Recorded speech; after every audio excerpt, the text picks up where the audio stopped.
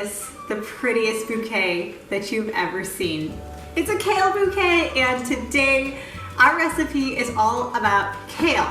Now here we've got raw kale, but I'm going to show you how to transform this magnificent leafy green that is so good for you, so nutrient packed, into a crunchy chip. Friends, we're making kale chips today, and seriously, it is so easy. All you need is kale, an oven at 325, a little oil, some salt and pepper, easy as that. Hey, I'm going to show you how to make it. You can find the printable recipe on my website. I'll link that down below. But let's go make ourselves some kale chips.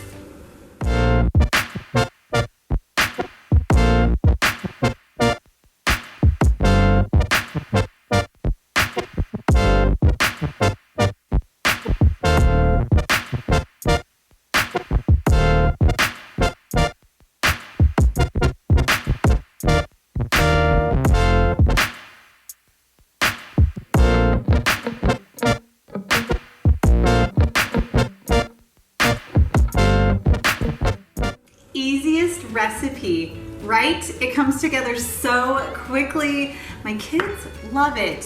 When we have guests over, I'll make kale chips, and I feel like everybody, well, 95% of the people, are surprised by how good it is. Now, you can't convert everybody to kale, but this kale chip recipe is one that will do it. If you've ever made kale chips, I would love to know, how did they turn out?